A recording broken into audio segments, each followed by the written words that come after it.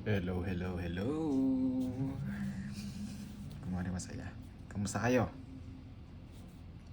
May natutulugan pa ba kayong maayos dyan? O tubig na yung nasa ibaba nyo? Kung wala na kayong matulugan na maayos dyan, huwag kayong mahiya. Tawagan nyo ako, sunduin ko kayo talaga. Sana mahiya sila. If ever, pwede naman kayo manghingi ng tulong. Pag kaya, sunduin ko kayo. I'm one call away. I'll be there to save the day. Charot. Hirap nyo na naman pasayahin. Sige. Sa discussions natin, for example, dito sa recorded discussions, for example, hindi ka makasunod kasi medyo mabilis yung discussions. Hindi ko na kasi namamalayan yun. Sabihin mo, raise ka lang ng hand, tapos sabihin mo, sir, medyo mabilis, bagalan mo naman. Kung kaya, sige, gawin mo. Kaso recorded nga, diba? So, anong gagawin mo na lang? I think, yung videos natin, meron yun sa settings. Pwede mo na lang i-playback at 0.75 kung medyo nabibilisan ka para bumagal ng konti. Okay, pwede din naman. Since unlimited viewing naman to, hanggat meron pa akong storage, hindi ko naman aalisin sa mga Google Drive ninyo yan. So, pwede mong ulit-ulitin pag hindi mo naintindihan or medyo nabilisan ka. And if ever ulit meron kang questions, feel free, huwag kang mahihiya, mag-message sa akin, sasagutin ko naman yung tanong mo. Huwag mong iisipin na iisnabin ko yung chat mo. Medyo matatagalan lang ng reply minsan, kasi syempre nasa message request pa, pero please lang huwag mong i-unsend. Okay? Nahihiya ka pa eh. Bigla kang mahihiya, tapos i-unsend mo yung message mo na. Huwag kang mahihiya. Sasagutin ko yan kahit anong mangyari. Malilate lang, pero hindi ko yan i-isnabin. Okay, sige. Start tayo. Dito tayo sa medyo madaling discussion. Muna. Skip muna natin yung ibang discussion sa libro. Focus muna tayo sa government grants. Okay, so sa government grants, we are using the accounting standards PAS number 20 dito. PAS 20 tayo dito Okay. Kapag usapang government grants kasi are subsidies, pwede ding subventions, or pwedeng premiums from government. In short, these are government grants are government assistance.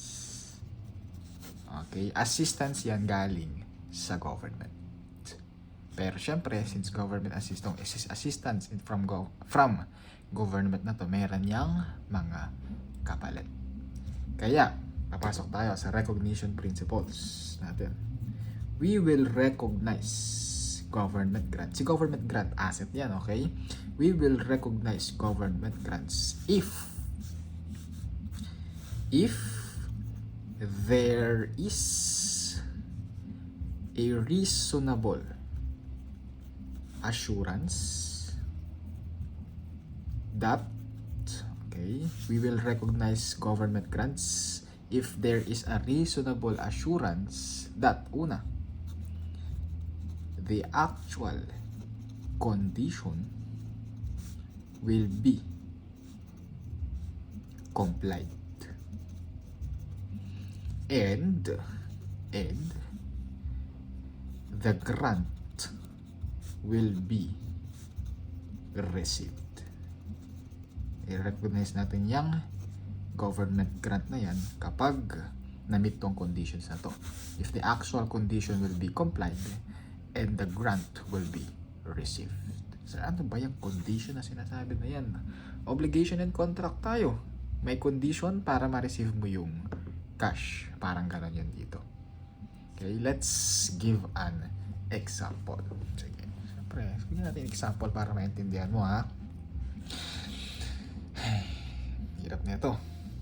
Sige.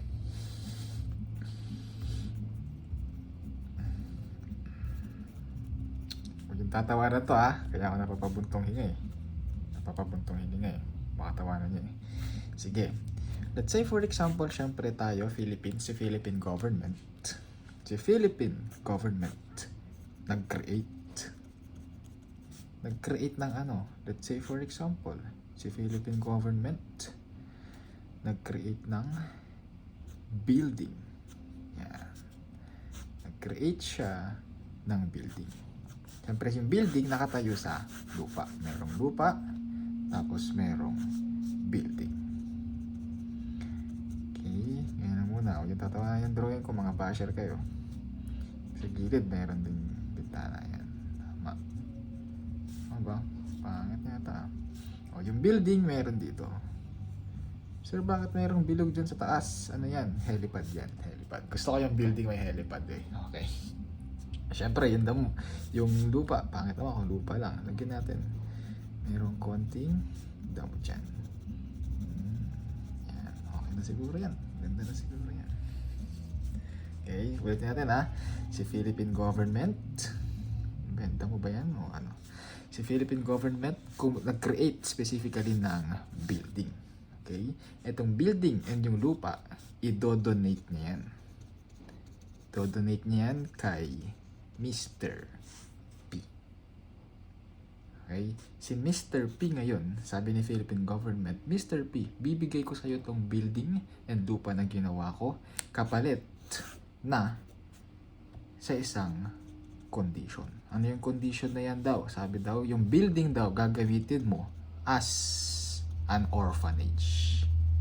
Yan, ampunan ng mga bata.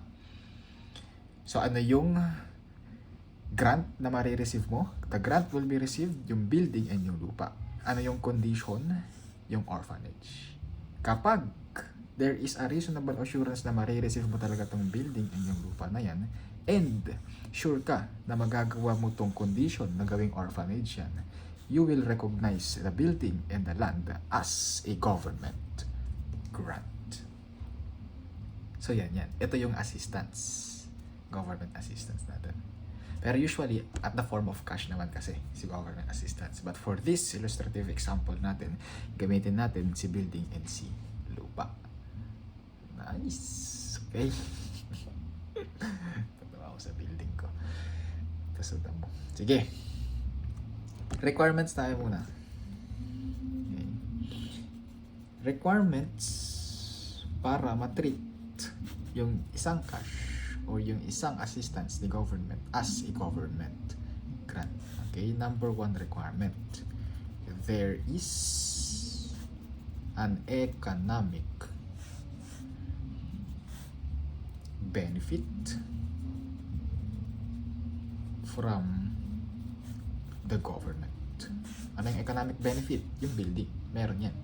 Pangalawa, merong direct benefit. Yung benefit na na-receive is a direct benefit. And pangatlo, syempre, it can be measured reliably. Okay. Madali lang naman.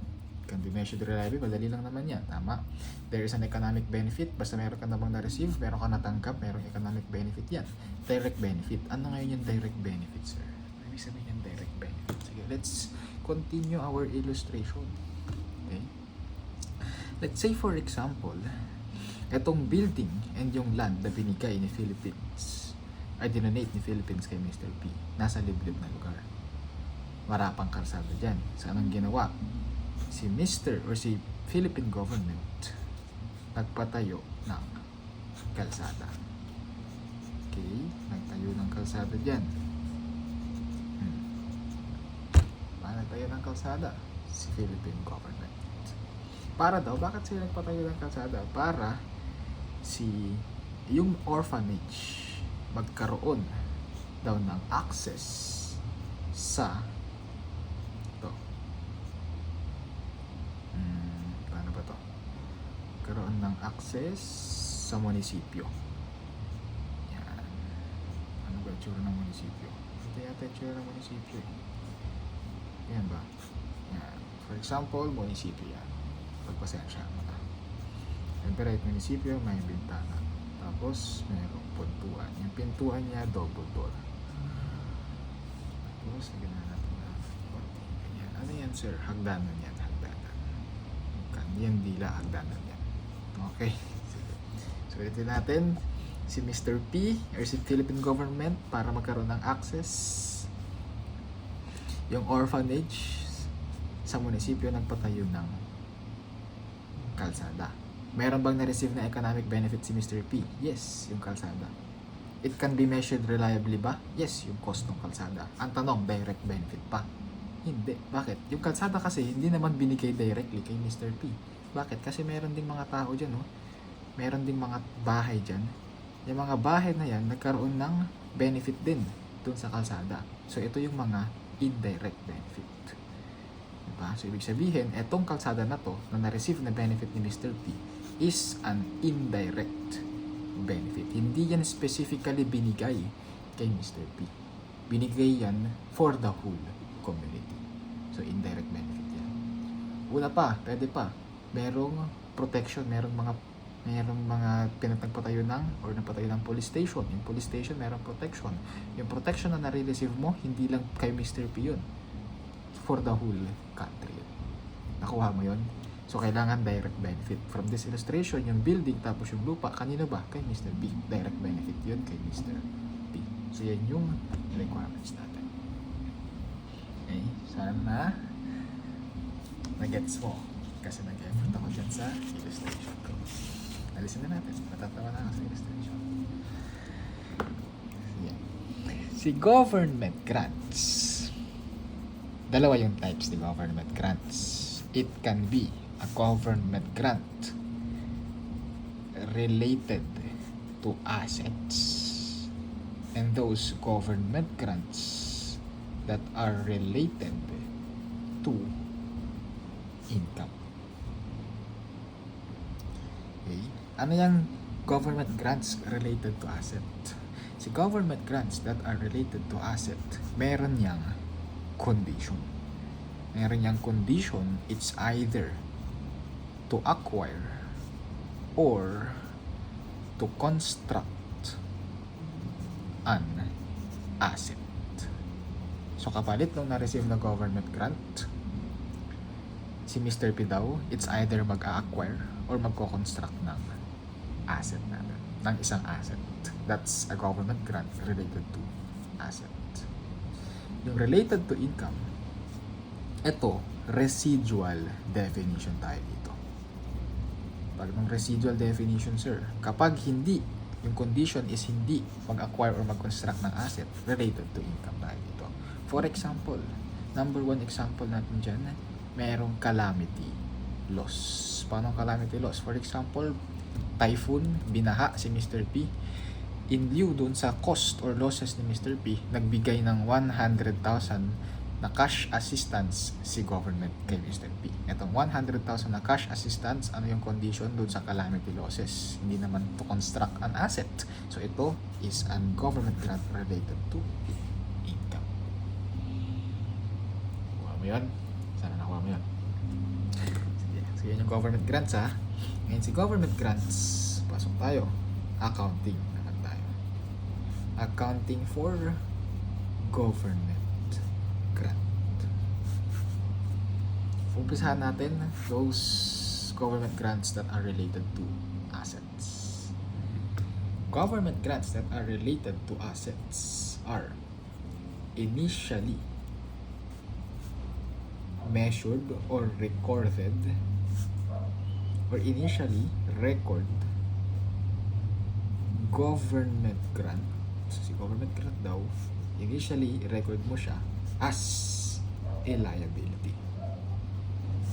Okay? Initially, i-record mo siya as a liability. And then, subsequently, measure or recognize income.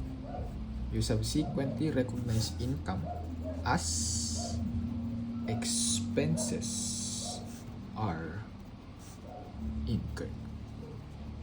Okay, so let's leave it like that muna. Okay, initially, i-record natin siya as liability. And then subsequently, tsaka lang tayo magre-recognize ng income as the moment na magkaroon ng expenses or ma-incur yung expenses. These are in compliant with our matching principle. Okay, recognize income as expenses are incurred. Matching principle tayo. Sige, para mas magets, let's give an example. For example, si Mr. P ulit naka-receive ng government grant of 100,000 cash with a condition to construct an asset. Okay, binigyan ng 100,000 na government grant cash assistance si Mr. P kapalit na mag-construct ng asset. So, initial measurement tayo. Sabi, ano yung initial measurement daw natin? Initially, i-record natin as liability. Ano na-receive mo? Naka-receive ka ng cash. So, debit ka ng cash. Magkano cash? 100,000. Ano yung credit natin? Sabi nga, liability. So, mag-credit ka ng liability. Yung liability, tawagin natin as deferred income from government grant. Amount 100,000. Okay, itong deferred income from government grant, this is a liability account. Okay, yan initial measurement tayo. Let's say, continue natin yung illustration. Ito. Let's say for example, nakuha yung government grant na 100,000 this year, 2025. 2030, let's say for example, 2030, the asset was finished. The asset was finished and useful life is 10 years. So yung asset daw, yung useful life is at 10 years. And we use straight line method as depreciation computation. As the computation of depreciation. Hayaan mo na yung wrong grammar ko. CPA tayo, hindi tayo English teacher. Sige, Tagalogin ko na lang. Government grants of 100,000 cash na-receive mo daw ng 2025. With the condition, si Mr. P daw dapat mag-construct ng asset. Ngayon, yung asset daw na na-construct, tatapos ng 2030. Tatapos ng 2030 yung asset. Ngayon, yung asset daw, yung useful life is at 10 years. Yung useful life ng 10 years, importante yan sa depreciation expense natin. And yung method daw na sa pag-compute ng depreciation method is straight line method. Okay, straight line method tayo. Ngayon, sabi ko, subsequent measurement, we will recognize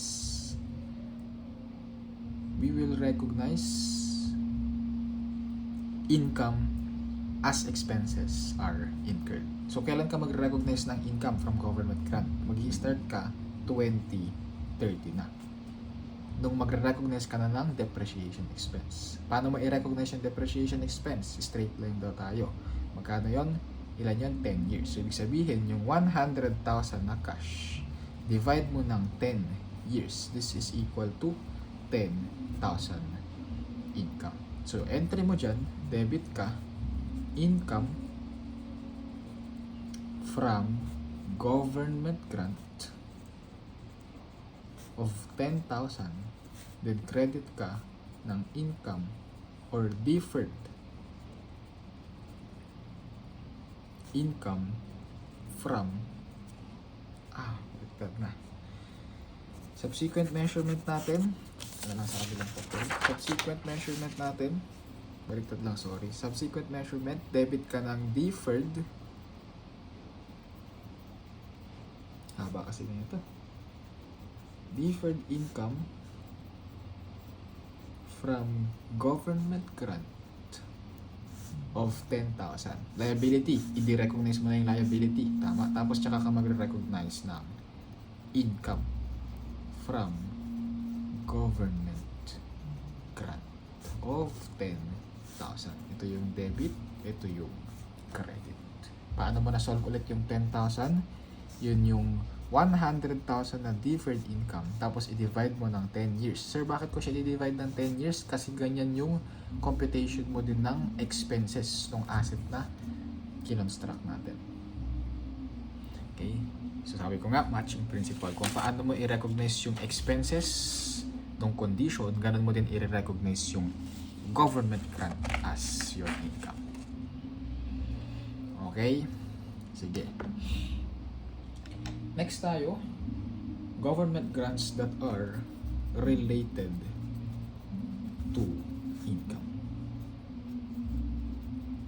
Dito sa government grants related to income, tatandaan mo lang dito,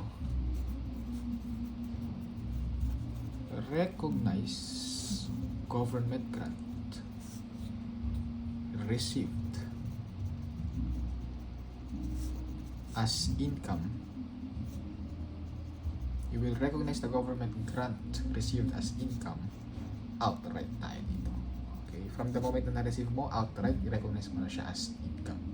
If condition was already met. Dun sa illustration natin kanina, saan na yung illustration natin kanina? Dito. Calamity loss, tama. Yung condition mo tapos na kasi natapos na yung calamity losses natin. So dito, mag-i-enter ka na or mag-i-entry ka na agad ng income from government grant. So anong entry natin dito? Debit ka, naka-receive ka ng cash. Sabihin na natin 100,000 din. Naka-receive ka ng cash 100,000. Instead na mag-credit ka ng liability na deferred income from government grant, ang credit mo na dito, income na agad. Income from government grant of 100,000. Kuha mo yun. Sige, ngayon mo pa. Post mo. Kung nakuha mo, continue ka na. Pag hindi, post mo lang sandali. Okay. Sige. So, government grant.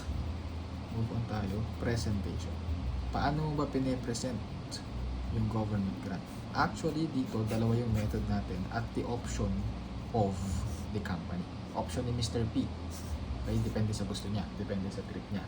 Pwedeng gross presentation.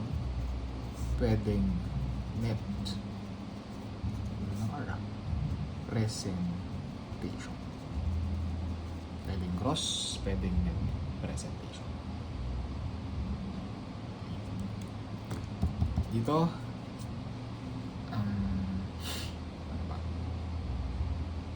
identify natin yung differences ng gross presentation and net presentation by illustration. I-continue natin yung illustration kanina. Sabihin na natin si government grant or si government nagbigay ng 1 million pesos. Sino naka-receive? Kay Mr. P. Okay? Si Mr. P, kailangan obligation niya na kumawa ng building. So ano yan? Government grant related to asset. Tama? Yung building, yung cost niya is at, sabihin na natin, 5 million pesos. Okay? Useful life ng building is at 10 years. Natin, 10 years. Kailan na-receive yung government grant? Na-receive yung government grant at 2025. Completion, natapos yung building 2030. 10 years yung depreciation method. Yung method natin is straight line method. So yan yung mga fact natin ha. Government grant, may na-receive ka na 1 million pesos, naka-receive si Mr. P. Si Mr. P, obligation pag gumawa ng building. Yung cost ng building na natapos, 5 million pesos. Useful life ng building is at 10 years. gagamitin method for straight line or for depreciation expenses is straight line method. Na-receive yung grant ng 2025, natapos yung building ng 2030. So, kailan ka mag-i-start ng depreciation? December 31, 2039. Dalawa yung representation natin. Gross, tapos net. Natin, i-differentiate natin sila. Dito, sa gross method, tatandaan mo, income is recorded separately. Okay? Dito naman, income is a deduction to the cost of asset. Okay? Tanda mo dito pag gross method, income is recorded separately, and dito sa net method, income is a deduction as the cost to the cost of asset. Yung DIGG, to. Yung deferred, para for the purposes na bumilis tayo, kasi ang hirap isulat. Deferred income from government grant. Shortcutin natin to, gamitin natin account DIGG. Tapos yung isa, income from government grant. Shortcutin natin to, gawin natin IGG.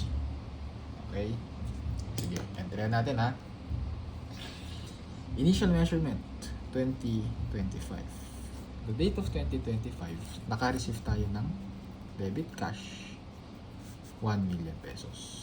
Ano sabi natin? Pag related to asset, kailangan mong i-recognize kasi related to asset, diba? Kapag ko-construct ka ng building, magre-recognize ka ng liability. Ano yung liability mo? Deferred income from government grant, DIGG, at the amount of 1 million pesos. Okay, 2030. 2030 natapos yung building. Siyempre magde-debit ka, building, credit ka ng cash. Sabihin na natin cash yung pinambayad mo. Magkano? 5 million pesos. Okay. Net presentation. Sa net presentation, 2025, na-receive mo yung cash, same entry yan.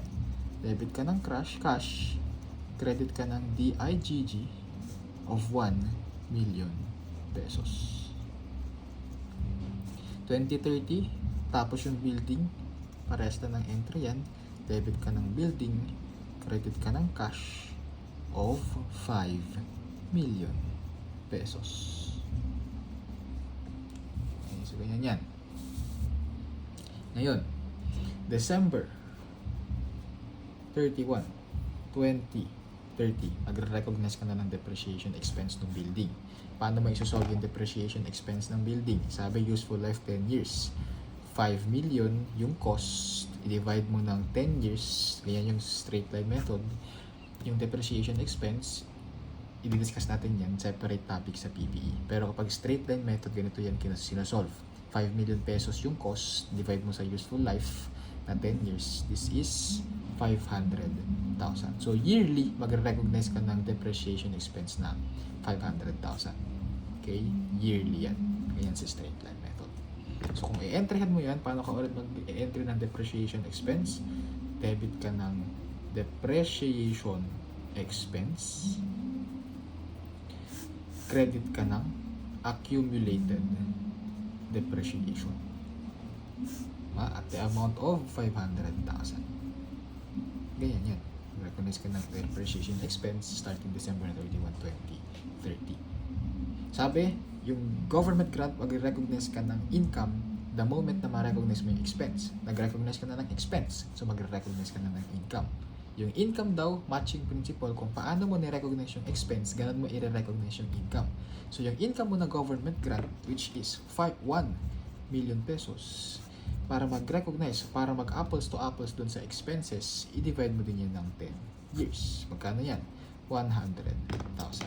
Mag-i-entry ka ngayon dito, December 31, 2023, kasabay ng expense na depreciation expense natin, debit ka ng income or debit ka ng deferred income government grant, kay DIGG, of 100,000. Tsaka ka magre-recognize, magkikredit ng IGG o yung Income from Government Grant of 100,000.